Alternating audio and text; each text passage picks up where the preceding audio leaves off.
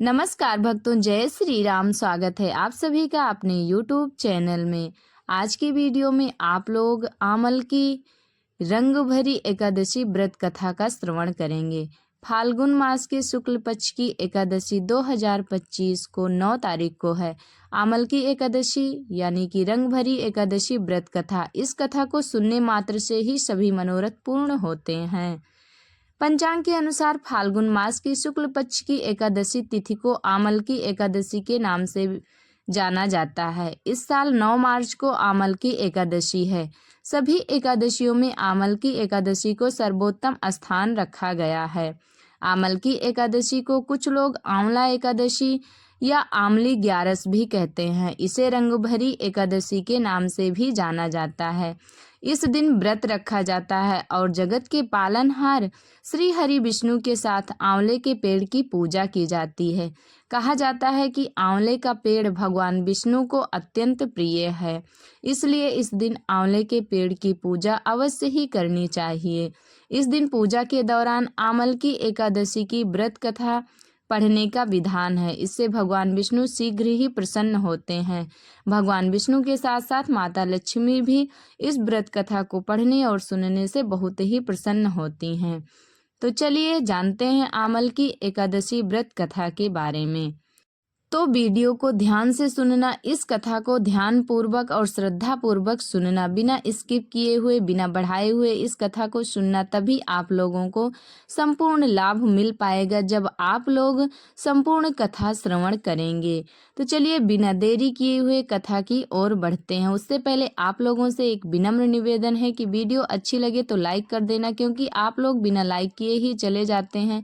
इससे हमें प्रेरणा नहीं मिलती है। अगर आप लोगों का एक लाइक मिल जाता है और कमेंट प्यारा सा आ जाता है तो हम वीडियो बनाने के लिए उत्सुक भी होते हैं और हमें प्रेरणा भी मिलती है। चलिए अब व्रत कथा सुनाते हैं, आप लोग ध्यान पूर्वक सुनना। आमल की एकादशी व्रत कथा। पौराणिक मान्यता के अनुसार वैदिश नाम का एक नगर था। उस नगर में ब्राह्मण, क्षत्रिय, वैश्य और शूद्र रहते थे। वहां रहने वाले सभी नगरवासी विष्णु भक्त थे और वहां कोई भी नास्तिक नहीं था। उसके राजा का नाम था चैत्ररथ। राजा चैत्ररथ विद्वान थे और वह बड़े धार्मिक थे। उनके नगर में कोई भी व्यक्ति दरिद्र नहीं था। नगर में रहने वाला हर शख्स एकादशी का व्रत करता था। एक बार फाल्गुन महीने में आमल की एकादशी आई। सभी नगरवासी और राजा ने यह व्रत किया और मंदिर जाकर आंवले के पेड़ की पूजा की और वहीं पर रात्रि जागरण किया। तभी रात के समय वहां एक बहेलिया आया जो कि घोर पापी था, लेकिन उसे भूख और प्यास बहुत तेज से लगी थी, इसलिए मंदिर के कोने में बैठकर जागरण को देखने लगा और विष्णु भगवान व एकादशी महात्म्य की कथा सुनने लगा।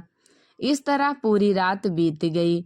नगरवासियों के साथ बहेलिया भी पूरी रात जागा रहा। सुबह होने पर सभी नगरवासी अपने घर चले गए। बहेलिया भी घर जाकर भोजन किया, लेकिन कुछ समय के बाद बहेलिया की मौत हो गई। हालांकि उसने आमल की एकादशी व्रत कथा सुनी थी और जागरण भी किया था, क्योंकि वह रात भर जागा था और भगवान विष्णु का महात्म्य भी सुना था, इसलिए उसका जागरण भी संपूर्ण हो गया था। इसलिए वह राजा विदुरथ के घर जन्म लिया। राजा ने उसका नाम वसुरथ रखा। बड़ा होकर वह नगर का राजा बना। एक दिन वह शिकार पर निकला, लेकिन बीच में ही मार्ग भूल गया। रास्ता भूल जाने के कारण वह एक पेड़ के नीचे ही बैठ गया। थोड़ी देर बाद वहीं ग्लेच्छ आ गए और राजा को अकेला देखकर उसे मारने की योजना बनाने लगे। उन्होंने कहा कि इसी राजा के कारण उन्हें देश निकाला दिया गया, इसलिए इसे हमें मार देना चाहिए। इस बात से अनजान राजा सोता रहा। ग्लेच्छों ने राजा पर हथियार फेंकना शुरू कर दिया, लेकिन उनके शस्त्र राजा पर फूल बनकर गिरने लगे। कुछ देर के बाद सभी ग्लेच्छ जमीन पर मृत पड़े थे। वहीं जब राजा की नींद खुली तो उन्होंने देखा कि कुछ लोग जमीन पर मृत पड़े हुए हैं। राजा समझ गया कि वह सभी उसे मारने के लिए आए थे, लेकिन किसी ने उन्हें ही मौत की नींद सुला दी। यह देखकर राजा ने कहा कि जंगल में ऐसा कौन है जिसने उसकी जान बचाई। तभी आकाशवाणी हुई कि हे राजन, भगवान विष्णु ने तुम्हारी जान बचाई है। तुमने पिछले जन्म में आमल की एकादशी व्रत कथा सुना था और उसी का फल है कि आज तुम शत्रुओं से घिरे होने के बावजूद जीवित हो। राजा अपने नगर लौटा और सुखी पूर्वक राज करने लगा और धर्म के कार्य करने लगा और साथ ही वह एकादशी का व्रत भी करने लगा और नगर वासियों को सूचना दे दी कि सभी लोग एकादशी का व्रत करें। व्रत करने के साथ साथ सभी लोग व्रत कथा पाठ भी सुने।